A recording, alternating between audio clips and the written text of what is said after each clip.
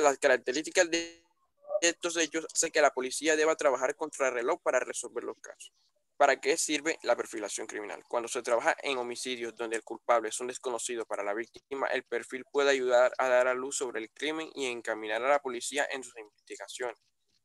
Cuando se requiere evaluar la posibilidad de relacionar varios homicidios, realizar un perfil sobre el autor de los asesinatos puede ayudar a determinar si estamos ante un asesino serie o un asesino sin contexto. Y en otras ocasiones se puede ayudar a que el perfil psicológico criminal ayude a conocer ante qué tipo de persona nos estamos enfrentando. Por ejemplo, si puede ser esquizofrénico o tiene algún otro problema mental. Ok, has tocado temas importantes, aspectos importantes. ¿Para qué sirve la perfilación y el perfil psicológico, verdad? Que son importantísimos. Primero, ¿para qué sirve? O sea, ¿qué se busca con esa perfilación? ¿Qué es lo que buscamos? ¿Cuáles son los rasgos que buscamos para conseguir el perfil de esa persona de alguna manera relacionada con una escena del crimen? ¿Sí? Y si obviamente estamos buscando un perfil, porque muchas veces sucede de que se están desatando, se están presentando varios crímenes y tienen la misma escena del crimen, se encuentran los mismos, digamos, los mismos elementos. Entonces eso da pie para inmediatamente intuir, ¿verdad? Ese modus operandi y para llevar, obviamente, a un proceso de análisis e interpretación de a qué asesino, a qué homicida nos estamos enfrentando. Ya sabemos, muy posiblemente, teniendo en cuenta la escena del crimen, por ejemplo, los feminicidios, mujeres que aparecen asesinadas entre los 30 y 35 años. Ya sabemos que hay varios asesinatos y que en esos asesinatos se encuentran mujeres de tales y tales edades y se encuentran, digamos, asesinadas con objetos contundentes o con arma blanca. O sea, todo ese tipo de características que se encuentran en la escena de ese crimen nos da pie para encontrar un perfil. ¿A qué perfil? Muy posiblemente puede ser un hombre con esa misma edad, ¿verdad?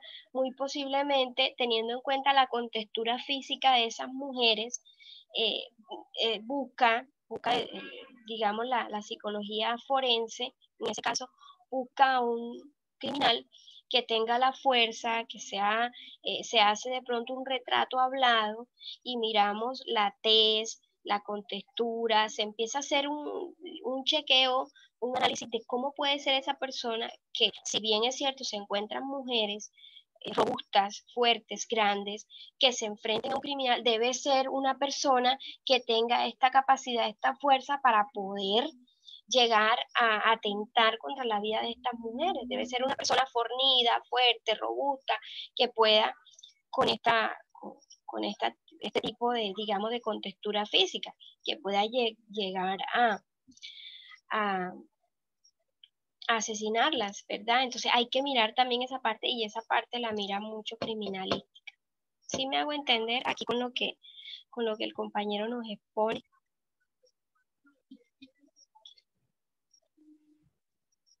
Hola. Sí se la escucha, profesor. Bueno, entonces, ¿cuál es el perfil psicológico, verdad?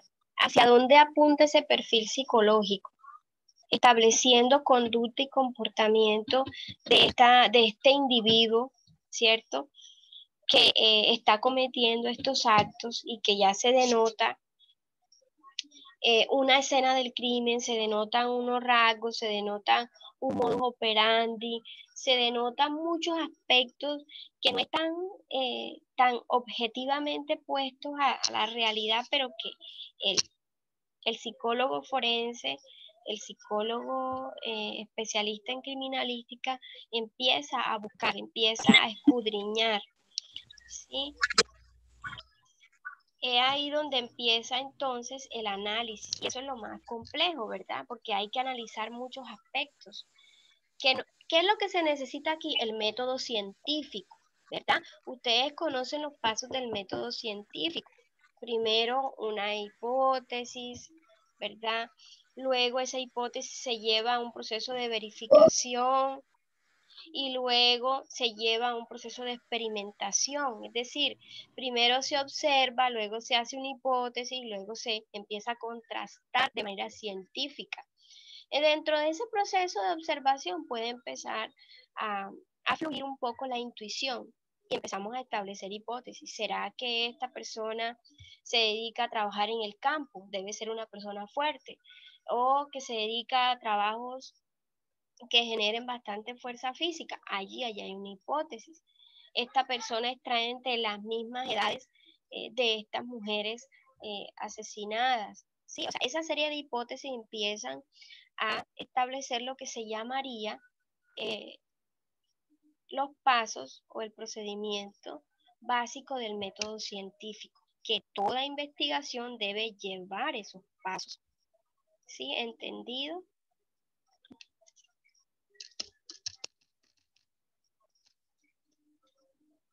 Sí, señor.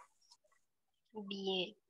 Entonces, a ver, ¿qué más, Kenneth, pudiste investigar que también puedas, para que sigas interviniendo?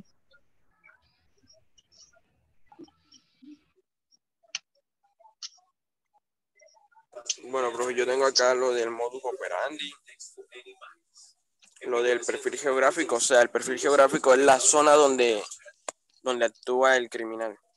Si ya era conocido el lugar o si no era de ahí, que llegó hace tiempo, iba a ser hace no mucho.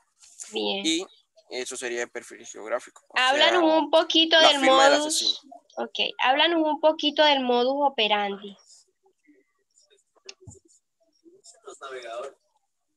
Claro, el modus operandi es el método que usa el asesino para llevar a cabo su crimen. O sea, describe las técnicas y las decisiones que el asesino ha tenido que tomar y cómo lo hizo, si es con arma blanca, si es con un revólver, un objeto contundente que del golpe lo haya podido matar y eso. Que siempre Ok, sean lo mismo, las mismas señales. exactamente. El modus operandi es la manera como opera, ¿verdad? Cómo lleva a cabo el crimen. ¿Qué estrategias, qué técnicas?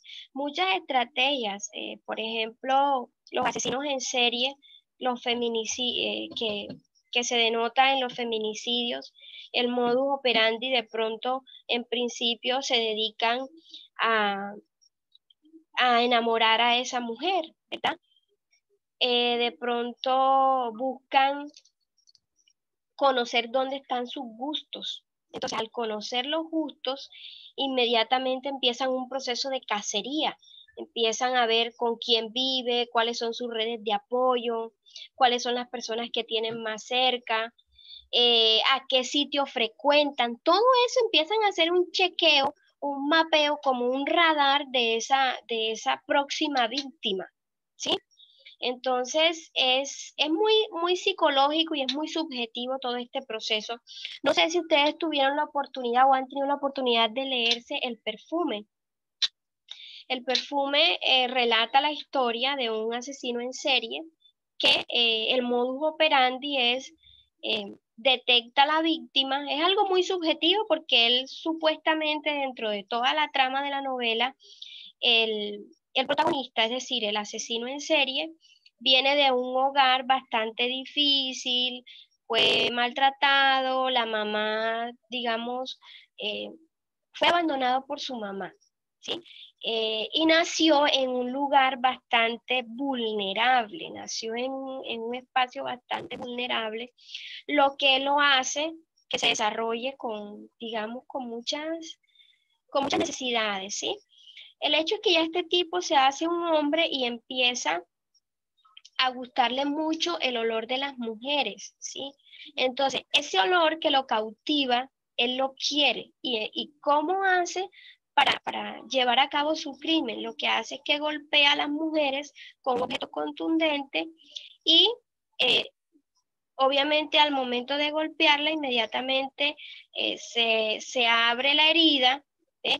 Y empieza a fluir la sangre. Esa sangre es la que se convierte desde su psicología malévola, maquiavélica, su psicología enferma en el perfume. Y se obsesiona tanto con un olor de una mujer, se obsesiona demasiado, que entre búsqueda y búsqueda, entre asesinato y asesinato, al final lo encuentra y llega a su cometido.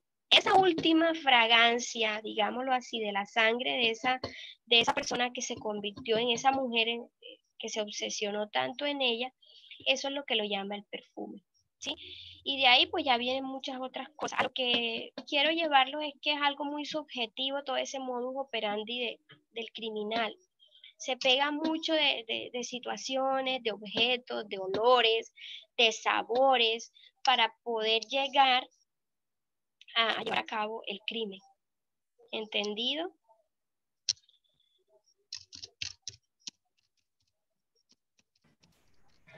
Sí, señora.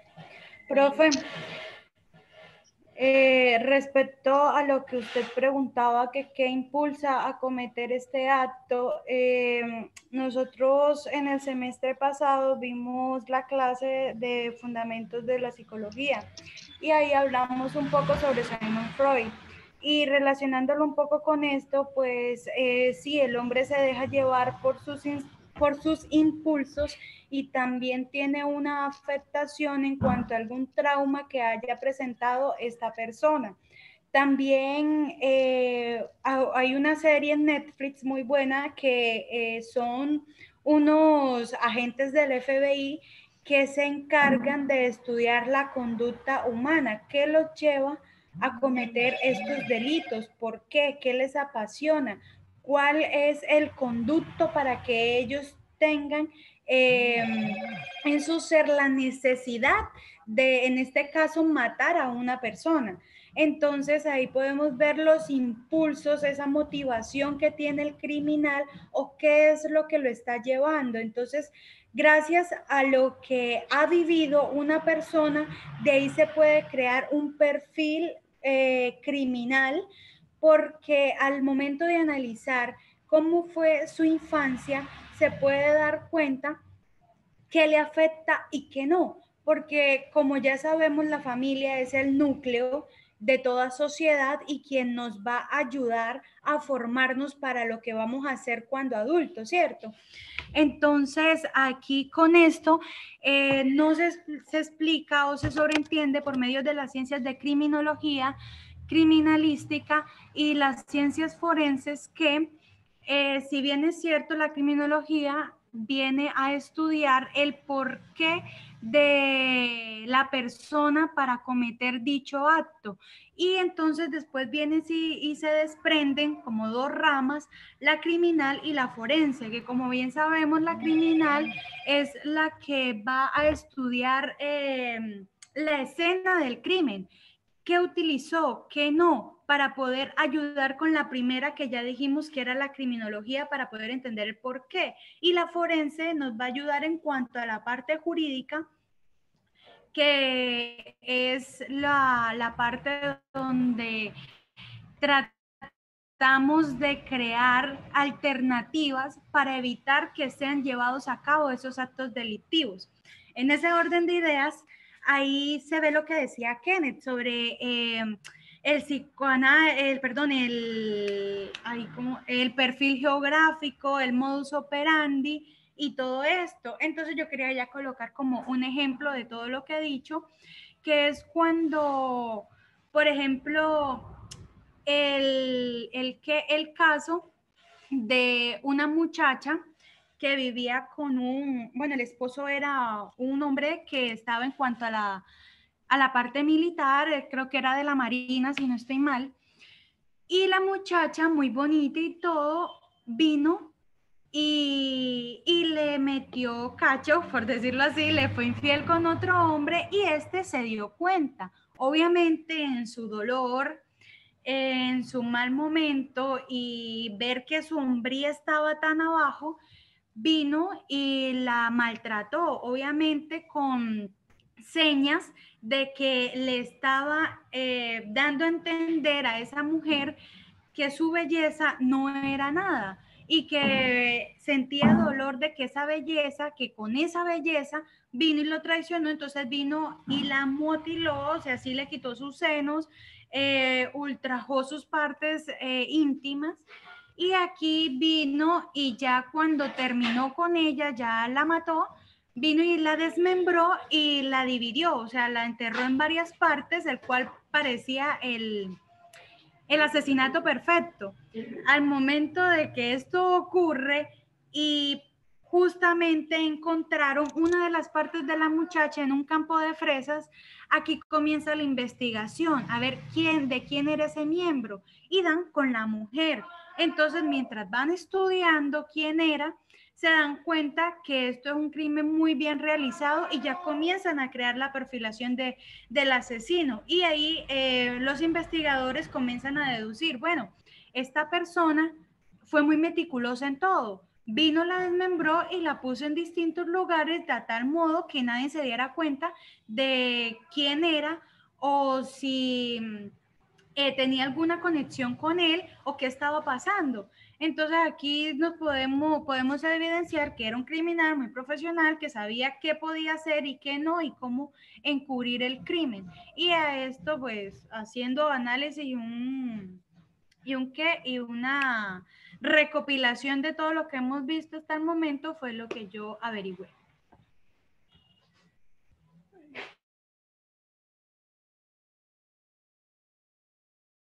Profe, tiene el micrófono apagado. Hola, muy interesante lo que nos planteas. En relación a la teoría de Sigmund Freud, el psicoanálisis,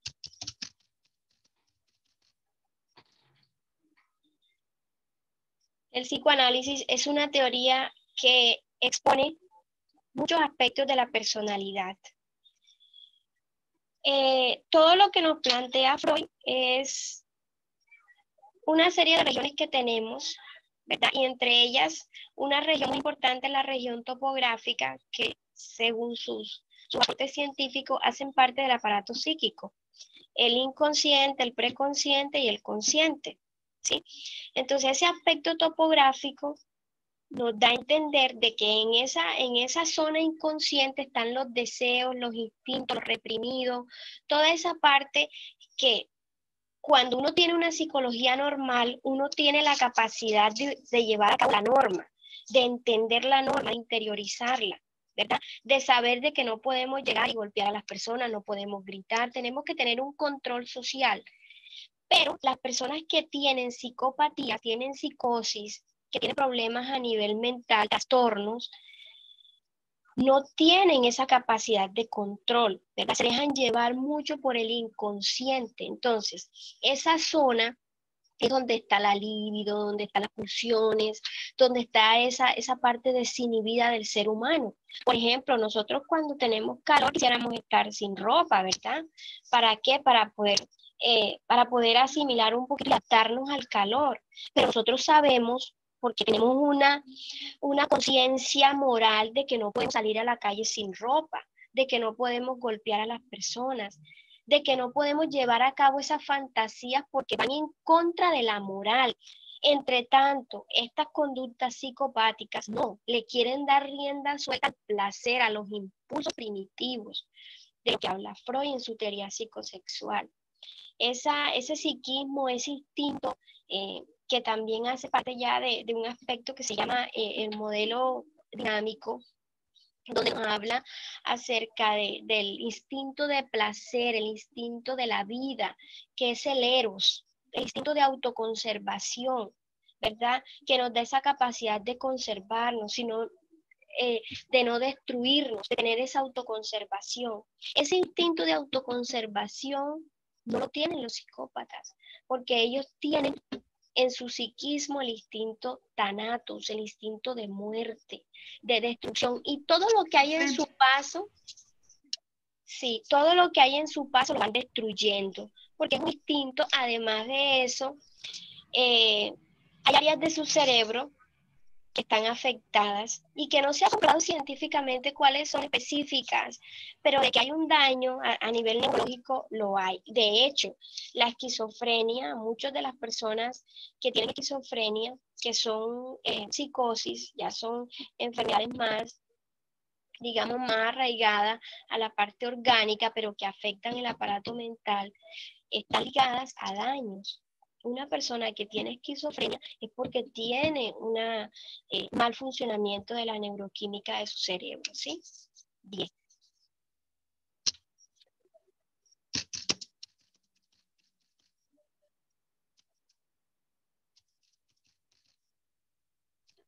Profe, todo eso hace parte del comportamiento.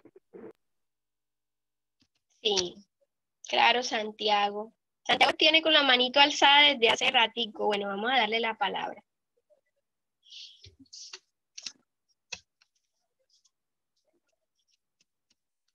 Profe, pues yo iba a agregar que como estaban hablando respecto a cómo actuaban los criminales, pues era oportuno decir que eso depende del comportamiento, porque la definición de comportamiento es la siguiente, que en términos de la psicología, el conjunto de respuestas, bien por presencia o por ausencia, que presenta un ser vivo en relación con su entorno o el mundo que lo estimula.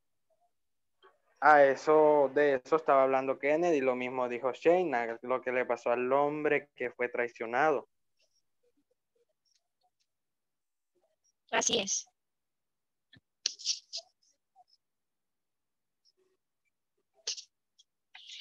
Ya habíamos dicho en clases anteriores que el comportamiento es una multiplicidad de factores, ¿verdad? Que tienen que ver con rasgos físicos, con actitudes, que tiene que ver con las capacidades mentales también de las personas. ¿Y qué es la conducta? Un rasgo de ese comportamiento, ¿sí? Es decir, que mire, no todos los asesinos en serie denotan un comportamiento criminal, ¿sí? Eso como que lo van salvaguardando y lo van dejando latente en su interior porque es un modo de poder catalizar, de poder filtrar su mente criminal y obviamente para poder mantenerse eh, detrás del telón, ¿verdad? Para que no sean evidentes ante las víctimas que muy posiblemente van a ser casadas o van a ser presa de estos criminales. Entonces ahí juega mucho esa parte, comportamiento y conducta. ¿Qué hacen ellos? Esconden. Tienen esa habilidad para poder esconder ese comportamiento, dentro del comportamiento, esa conducta criminal. ¿Cuándo sale esa conducta? Inmediatamente cuando perpetran el crimen. ¿Sí? Pero dentro de lo normal, puede ser una persona normal, una persona que pase desapercibida, su comportamiento es normal, entre comillas, pero una vez estas personas que tienen esa serie de trastornos se someten a una entrevista psicológica, quedan en evidencia, porque sus frases, sus pensamientos, incluso las baterías o los test que se le practiquen, van a evidenciar que hay un rasgo clínico. Entonces, por eso no pasan desapercibidos ante la visión de un psicólogo. ¿Ok?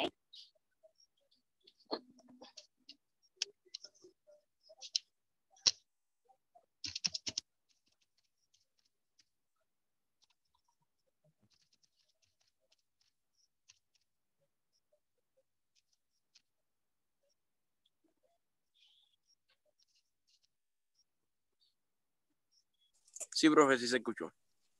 Bueno, entonces es muy importante esta parte, muchachos, porque mire, para organizar el perfil de un criminal, para poderlo, digamos, construir, para poderlo estructurar, hay que hacer mucha autopsia psicológica, que es otra parte de lo que se encarga la psicología criminal. ¿Qué es la autopsia psicológica? La persona que fallece tiene una vida, ¿verdad? Una historia emocional. Entonces esa persona deja una familia, deja amigos.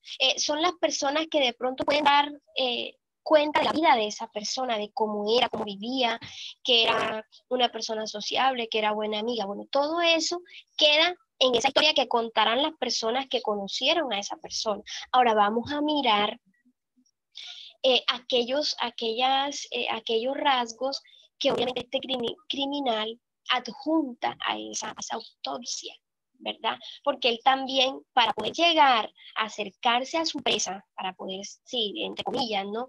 Para poderse acercar a esta persona, para acecharla, para poder llegar minuciosamente con todos sus, digamos, con todos sus instrumentos o herramientas malévolas, él debe saber los gustos, los intereses, dónde va esa persona, cuál es su familia.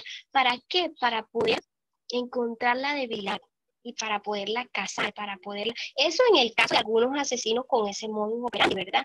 Como por decir algo, los asesinos de mujeres en serie, ¿no? Que han habido muchos, los feminicidios y todo eso. Ahora, en el caso de que esa persona nunca haya cometido un crimen, sino la primera vez, por decir algo, ha peleado con su pareja y al momento de la pelea encuentra un arma blanca y la asesina, por ejemplo.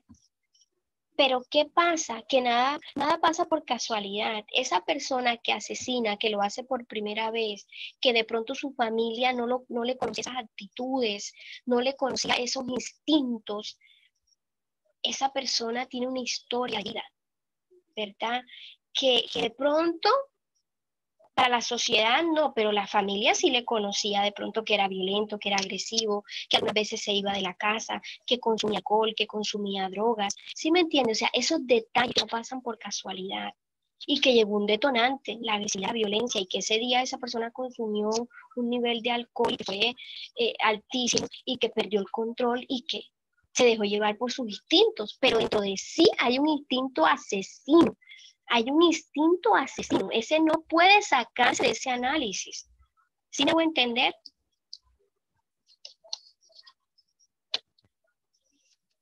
Sí, señora. Entonces, es que nada sucede por casualidad. No, es que esta persona él nunca, o sea, él es una persona normal. No, o sea, cada quien tiene su red, cada quien tiene su historia emocional y ante eso es lo que tenemos que mirar y analizar. Eso no puede pasar por desapercibido ante un psicólogo. Eso es algo que es subjetivo, pero que se tiene que investigar y se tiene que analizar. Y allí es donde vamos al uso del método científico. ¿Listo? Bueno, muchachos, entonces yo dejaré colgado en plataforma